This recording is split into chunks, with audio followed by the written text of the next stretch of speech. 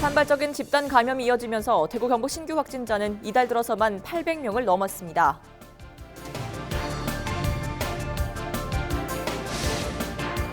의료진과 코로나19 검사자들의 안전을 위해 올 초 수억 원을 들여 설치한 음압 텐트가 무용지물로 전락하고 있습니다. 올해는 코로나19로 모금 활동도 쉽지 않습니다. 시민들의 참여를 이끌어내기 위한 비대면 디지털 모금까지 등장했습니다. 24일부터 전국의 식당에서 5인 이상의 식사가 금지됐습니다. 자세한 내용을 살펴봤습니다.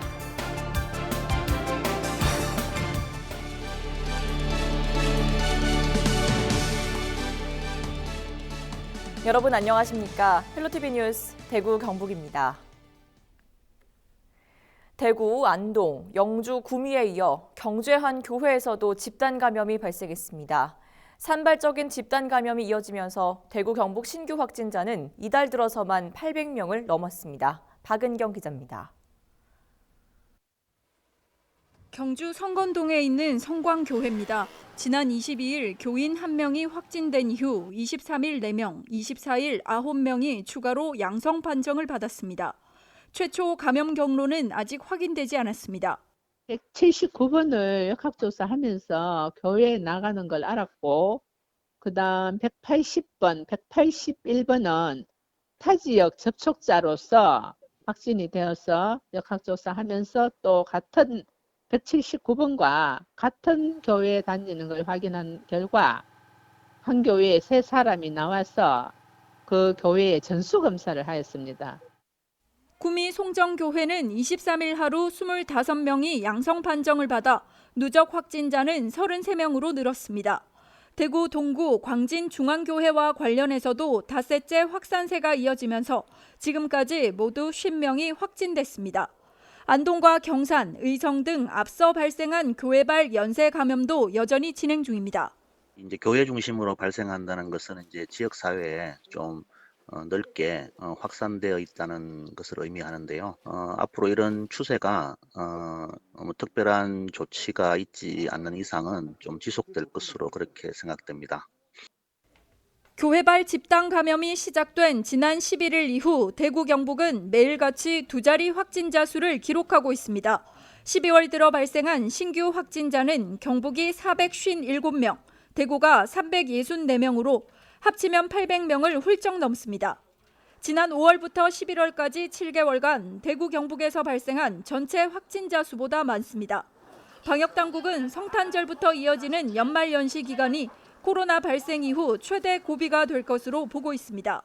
얼마 남지 않은 성탄절과 연말연시 기간이 코로나 발생 이후 최대의 고비가 될 것으로 예상됩니다. 계획하고 계신 모임과 여행은 취소해 주시고 집에서 머물러 주실 것을 간곡히 당부드립니다. 새해도 코로나 속에서 보낼지 하루빨리 일상을 되찾을지는 이제 우리가 이번 연휴를 어떻게 보내느냐에 달렸습니다. 헬로티비 뉴스 박은경입니다. 코로나19 확진자가 연일 늘면서 각 선별진료소도 비상이 걸렸습니다. 올해 초 경북도에서는 의료진과 코로나19 검사 대상자들의 안전을 위해 각 시군 보건소에 음압 텐트를 설치했는데요. 관련 예산만 3억 원이 들었는데 지금은 사용하고 있는 곳이 거의 없다고 합니다. 어찌 된 영문일까요? 전병주 기자의 단독 보도입니다. 올해 초 경북도 내 시군 보건소에서 운영했던 음압 텐트입니다. 한 명씩 텐트 안에서 코로나19 선별 검사를 받는 곳으로 진료소 내 추가 감염을 막기 위해 설치됐습니다. 경북도는 3억 원을 들여 음압 텐트 15개 동을 시군 보건소에 지원했는데 한때 품귀 현상이 일어날 정도로 인기를 끌었습니다. 음압 텐트 안에서는 이 음압 필터를 통해서 내부 공기가 정화되는데요. 경북도 내 보건소 11곳에서 운영해왔지만 지금 운영 중인 곳은 한 곳에 불과합니다. 야외에 줄을 서서 검사를 받는 윈도우스루 방식이 도입되면서 쓸모가 없어진 겁니다. 특히 폭염과 강풍 등에도 취약해 현재는 철거한 곳이 대부분입니다. 폭설이 와가지고요. 무너져 버려갖고 세상 알을 수는 없어서 다른 데서 컨테이너 하나 얻어가지고. 이게 이제 바람 내놓으면은 그게 기온 차에 따라서 그 바람이 좀 빠져요. 그러면은 뭐 주저앉기도 하고 해서 장기간 사용하니까 이게 좀 힘들어가지고 음악 공간에서 하려고 하면 시간이 너무 오래 걸리고 지금 한 500명 오는데 그 인원들을 검체를 빨리 하고 또 최대한 같이 집에서 따로 격리시키는 게 맞잖아요. 음압 텐트의 효용성이 떨어지면서 각 지자체들은 예산을 추가로 들여 음압 컨테이너를 설치하거나 윈도우스루 방식의 호흡기 전담 클리닉을 운영하고 있습니다. 하지만 검사 속도는 빠른 반면 여러 사람들이 모여있는 탓에 바람을 통해 추가 감염 위험성이 높아지는 단점이 있습니다. 한두 명 이렇게 오시는 상황이라면 음악 텐트 안에서 하는 게 뭐 감염 위험성이 덜하거나 그렇기는 해요. 경북도는 각 시군 보건소에 기존에 설치된 음압 텐트를 함께 운영하도록 전달할 계획입니다. 하지만 조기 진단 검사 중요성이 커지면서 선별진료소를 찾는 사람들은 더욱 늘고 있어 각 지자체들이 음압 텐트를 얼마나 활용할 수 있을지는 의문입니다. 헬로티비 뉴스 전병주입니다. 코로나19 확산으로 올해는 모금 활동도 쉽지 않은데요. 시민들의 참여를 이끌어내기 위한 비대면 디지털 모금까지 등장했습니다. 김호 기자입니다. 한낮 도심거리, 구세군의 종소리가 울려 퍼집니다. 구세군 자선단비는 여러분의 따스한 온정의 손길을 기다리고 있습니다. 여러분의 사랑과 정성이 모여서 어려운 이웃에게 지금도 힘과 용기를 주고 있습니다. 거리를 오가는 인파가 비교적 많은 곳이지만 모금은 예전 같지 않습니다.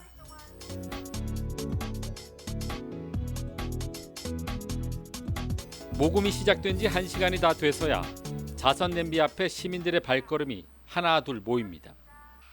엄마 손을 잡고 나온 어린아이부터 나이 지긋한 어르신까지 주머니에 넣어둔 지폐를 꺼내 빨간 냄비에 넣습니다. 코로나19로 어느 때보다 힘든 시기지만 올해도 이웃 돕기를 멈출 수는 없습니다. 똑같은 마음이죠. 내가 힘들면 남도 힘드니까. 그러니까 뭐 조금 도울 수 있다면 돕는 게 좋죠. 국가적 재난이니까 견뎌야 안 되겠습니까? 어쨌든. 비록 넉넉한 형편은 아니지만 나보다 더 어려운 이웃이 있기에 적은 금액이지만 힘을 보탭니다. 한 달에 100만 원도 못 버는 사람들이 너무 많거든. 내가 한 달에 150만 원 받아요. 내 나이가 오늘에 68인데 그래도 나보다 더 못한 사람이 있을 거 아니냐 이거지. 지난해 120억 원을 모금한 구세군은 올해는 25% 감소한 90억 원을 모금할 것으로 전망하고 있습니다. 코로나19로 인해서 사회적, 경제적 어려운 이웃들이 많이 생겼습니다. 그런 여러 가지 상황 속에서도 또 사랑을 베풀어 주시는 시민들이 또 계셨고요. 그러나 전반적으로 모금액은 이제 줄어들고 있는 상황입니다. 더구나 사회적 거리 격상으로 당초 전국에 설치됐던 320여 개의 자선 냄비는 250여 개로 줄었습니다. 거리 모금의 어려움이 예상되면서 올해는 비대면 디지털 모금을 독려하고 있습니다. QR코드를 사용한 제로페이와 네이버페이 등 코로나19에 대비한 새로운 기부 문화를 만들고 있습니다. 저희가 거리에서 모금이 조금 어려울 걸로 예상해서 뭐 디지털 모금이라고 저희가 지금 그걸 통해서 모금을 하고 있는데요.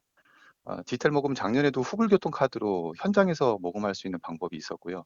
이번에 좀 다른 부분은 QR코드로 참여할 수 있는 방법인데 QR코드는 현장과 비대면에서 온라인상에서 참여할 수 있는 모금 방법입니다. 지난 1일부터 시작된 구세군 모금 활동은 오는 31일까지 거리 모금을 진행합니다.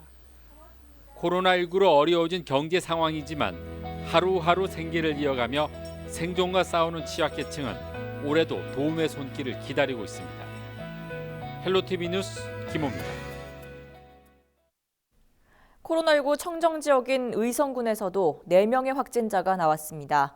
의성군이 정부가 발표한 연말연시 특별 방역 대책을 전달하는 대군민 호소문을 발표했는데요. 어떤 내용인지 함께 보시겠습니다. 존경하는 국민 여러분, 의성군은 올해 코로나19를 대응해오며 확산 반지에 총력을 기울여 왔습니다. 최근 3차 대유행을 맞아 지역 감염이 조금씩 발생해 현재까지 4명이 추가 발생하였습니다. 지난 3월 이후 다시 또 어려운 고비를 맞으며 국민들의 생명과 안전이 위협받는 매우 엄중한 상황에 놓이게 된 것입니다. 정부에서는 12월 24일부터 1월 3일까지 시행될 연말연시 특별 방역 강화 대책을 발표하여 코로나19 확산 차단에 나섰습니다. 이에 우리 의성군은 정부 지침을 적극적으로 준수하면서 각종 시설물의 운영을 중단하고 집중 점검과 방역에 모든 행정력을 투입할 예정입니다. 더불어 국민 여러분께도 간곡히 호소드립니다. 오는 1월 3일까지 모든 모임과 행사를 최대한 자제하시고 조금이라도 증상이 있으면 반드시 선별진료소에서 검사를 받으십시오. 의성군도 국민 여러분과 함께 이 위기를 최대한 빨리 극복할 수 있도록 최선을 다하겠습니다.